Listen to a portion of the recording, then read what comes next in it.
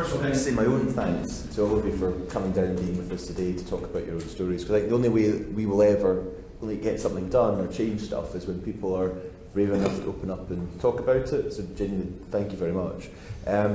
My question might sound like quite a simple one or straightforward, but I'd really appreciate your thoughts, which is, I kind of want to understand a little bit better about where your first exposure to drugs came from. Now, I know everyone has maybe a different story, but it was just to see if there was a theme there. For example, is it, as Colin talked about, was it peer group? Was it friends? Was it maybe in the household, because maybe there was other family members that used drugs, so you always had that exposure to it? Was it in that experimental basis because you went to, it was a house party, it was a night out, and there was something there? I mean, I'm just trying to understand where that first exposure to drugs came from, and then how it led on to sort of a more consistent use of it, if that makes sense. So any thoughts or experience you've got would be useful. I grew up with both my parents were alcoholics, so my first exposure to any kind of substance was through my family. Okay. And it continued right through my teenage years and until late in my 20s. But yeah, I never had much of a social life as a child. I was quite isolated. I was kept at home. So every point of reference to how the world should be came from them, and where it stemmed from me, definitely, yeah.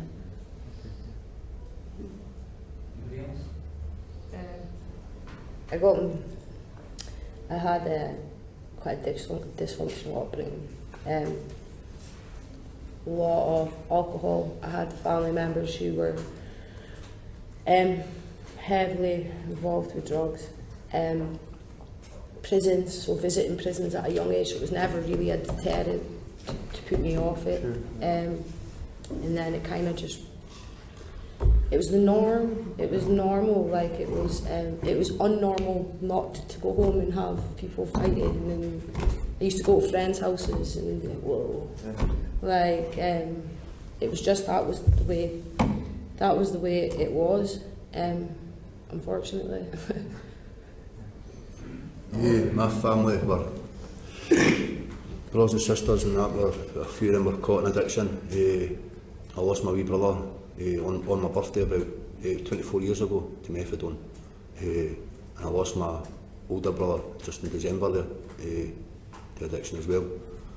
You know, and it's been, you can say past experiences as a kid, maybe trauma or whatever, adverse childhood experiences in your community, all that stuff, you know, you could pinpoint the subtle cliche, that's what addiction, that's why you go into addiction, that, you know, the choices. You know, I got to an age in my life where I knew I was doing the wrong thing, but I still chose to do it, or going and try to fit in with the peers, you know. But I think now it's not about looking at people's backgrounds and what made them take drugs. I think it's needing to look at what can you do to solve the drug problem that they do, you know, and it's not going to be any quick fix. You know, and when I lost my brother in December there, I know for a fact that he wouldn't have been able to hand in a clean drug test for at least a year and a half, but was still on 90 mils of methadone, was still on pregabalin, was still on diazepam, you know. So I think services need to have a look at the stuff like that, yeah.